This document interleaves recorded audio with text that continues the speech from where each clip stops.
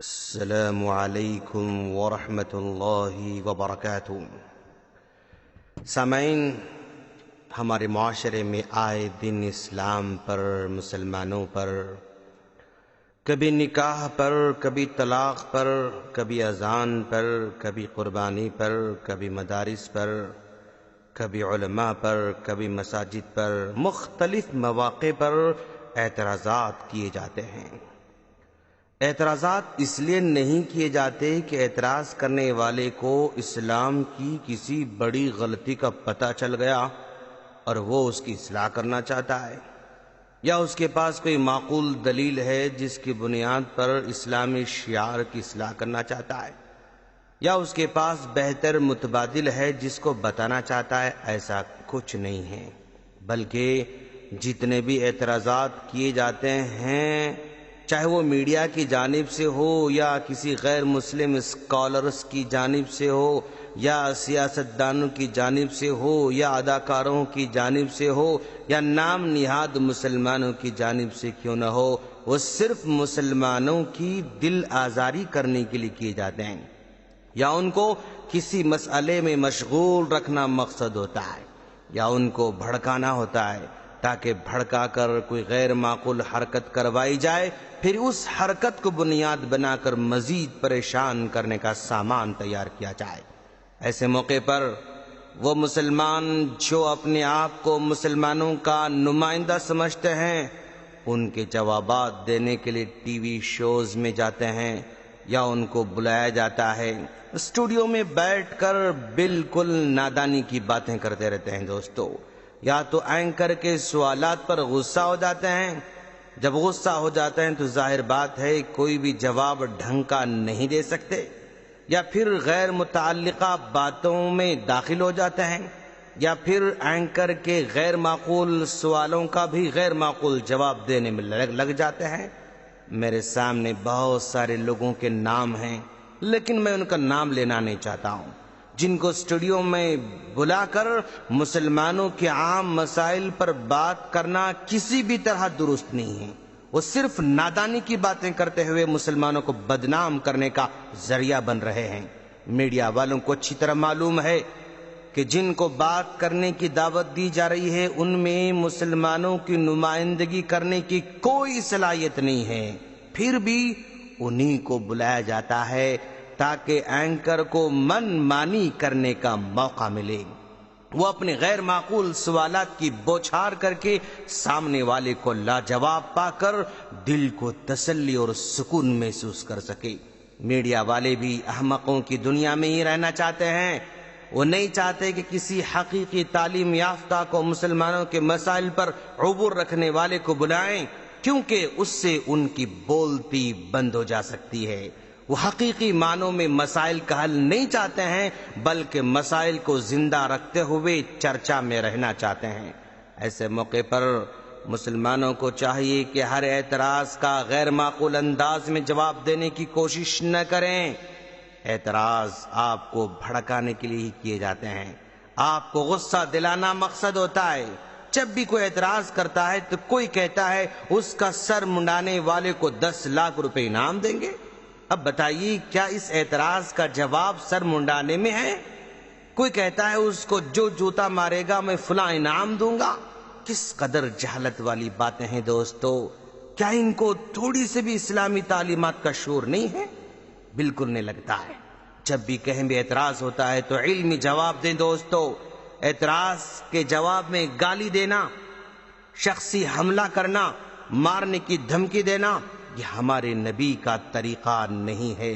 اخلاق کا پورا مظاہرہ کریں۔ ہماری قوم کا ایک بڑا المیہ یہ بھی ہے کہ جو لوگ اعتراضات کے بہتر انداز سے جواب دے سکتے ہیں، وہ بیچارے کبھی زبان ہی نہیں کھولتے ہیں، نہ میڈیا کا استعمال کرتے ہیں، اور نہ ہی جواب دینے کے لیے کسی ذریعے کا استعمال کرتے ہیں، بلکہ صرف اپنے آس پاس رہنے والوں کے سامنے افسوس کا اظہار کرتے ہوئے خاموش ہو جاتے ہیں۔ اور جن کو نہ مسئلے کی بنیادی باتوں کا علم ہوتا ہے، نہ مناسب جواب دینا آتا ہے، وہ آگے بڑھ چڑھ کر میڈیا کا استعمال کرتے ہیں اور مختلف ذرا کا استعمال کرتے ہوئے اسلام اور مسلمانوں کو غیر شعوری طور پر بدنام کرنے کا ذریعہ بنتے ہیں۔ ہم کو سب سے پہلے نبی کریم صلی اللہ علیہ وسلم کے اخلاق کا علم حاصل کرنے کی ضرورت ہے دوستو۔ اب دیکھیے، یہود رسول اللہ صلی اللہ علیہ وسلم کی مخالفت میں بہت آگے بڑھ چڑھ کر حصہ لیتے تھے۔ وہ اپنے شاطر دماغوں سے کوئی نہ کوئی موقع اور طریقہ اللہ کے رسول صلی اللہ علیہ وسلم کو یا مسلمانوں کو تکلیف دینے کا ڈھونڈتے رہتے تھے، لیکن اللہ کے رسول صلی اللہ علیہ وسلم نے ہمیشہ ان کو نرمی سے جواب دیا اور اپنے ساتھیوں کو بھی نرمی کی تلقین کی۔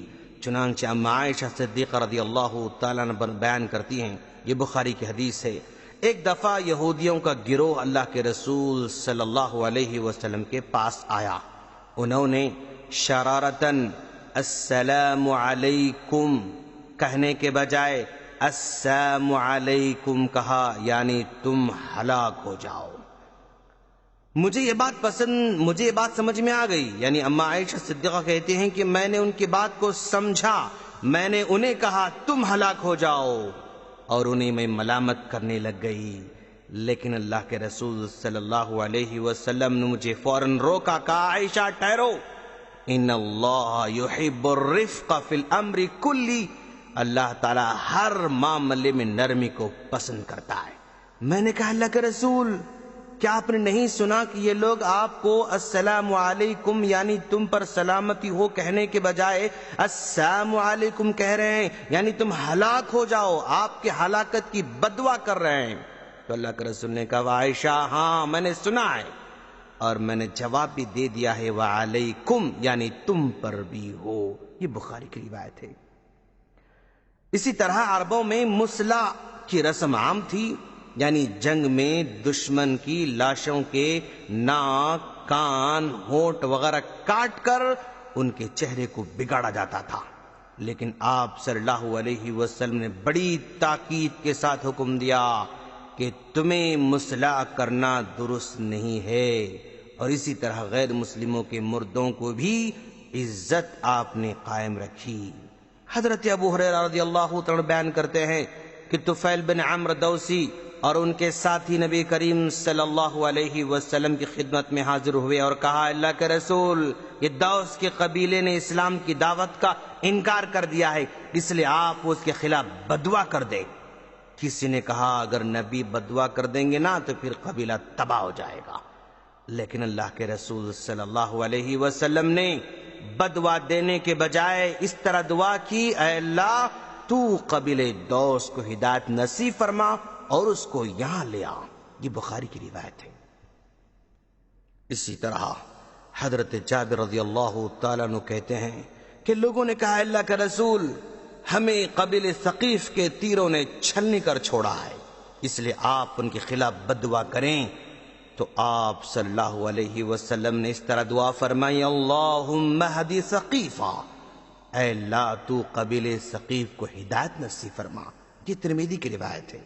اسی طرح حضرت عائشہ صدیقہ رضی اللہ تعالی عنہ کہتی ہیں، انہوں نے اللہ کے رسول صلی اللہ علیہ وسلم سے پوچھا کہ آپ پر احد کے دن سے بھی زیادہ کوئی سخت دن گزرا؟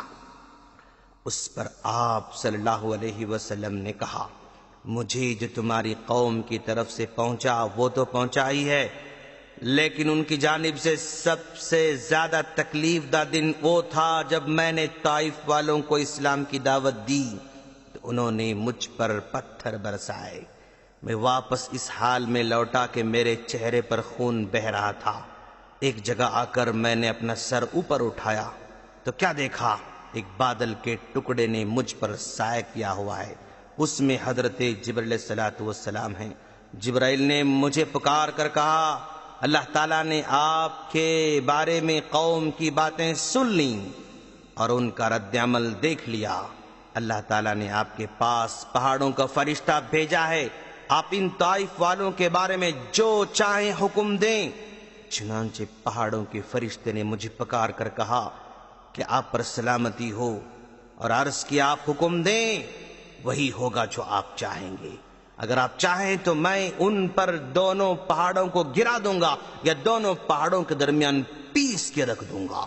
اس پر اللہ کے رسول صلی اللہ علیہ وسلم نے فرمایا نہیں، بلکہ میں امید کرتا ہوں کہ اللہ تعالیٰ ان کی اولاد میں سے ایسے لوگ پیدا کرے گا جو ایک اللہ کی عبادت کریں گے اور اس کے ساتھ کسی کو شریک نہیں کریں گے۔ یہ بخاری کی روایت ہے۔ اسی طرح حضرت انس بن حارث رضی اللہ تعالیٰ عنہ کہتے ہیں ایک یہودی عورت نے نبی کریم صلی اللہ علیہ وسلم کو بکری کا گوشت دیا جس میں زہر ملا ہوا تھا۔ آپ نے اس میں سے کچھ کھایا۔ جب اس عورت کو رسول اللہ صلی اللہ علیہ وسلم کے پاس لایا گیا تو صحابہ نے کہا اللہ کا رسول کیا ہم اسے قتل نہ کریں؟ آپ نے کہا نہیں۔ حضرت انس کہتے ہیں آپ کے تالوں میں اس زہر کا اثر ہمیشہ ہمیشہ باقی تھا۔ دیکھا آپ نے، زہر دینے والی کو معاف کر دیا، پتھر برسانے والے کو معاف کر دیا، فتح مکہ کے موقع پر سارے قاتلوں کو معاف کر دیا، ستانے والوں کو معاف کر دیا۔ ثمامہ بن آسال جو آپ کا جانی دشمن تھا، سردار بھی تھا، قیدی بنا کر لایا گیا، لیکن آپ نے اس کو بھی معاف کر دیا، نتیجے میں وہ اسلام قبول کر لیا۔ سامعین، آج بھی لوگ ساری دنیا والوں کے مسائل کو چھوڑ کر مسلمانوں کے مسائل کو ہی ہائی لائٹ کرتے ہیں۔ ایسے موقع پر برائے کرم غیر معقول رد عمل کیے بغیر علمی اور سنجیدہ جواب دینے کی ضرورت ہے۔ آج بھی انسانیت زندہ ہے، انسانیت باقی ہے، صحیح علمی سنجیدہ جوابات کو پسند کیا جاتا ہے اور فائنل کامیابی علمی جوابات کی ہی ہوگی۔ میڈیا لاکھ مکر و فریب سے کام لے، آخرکار جیت حق کی ہوگی انشاءاللہ۔ ہم اللہ سے دعا کرتے ہیں کہ باری تعالیٰ تو ہم تمام کو نبی کریم صلی اللہ علیہ وسلم کے اخلاق کو اپنانے کی توفیق عطا فرما، آمین۔ السلام علیکم ورحمۃ اللہ وبرکاتہ۔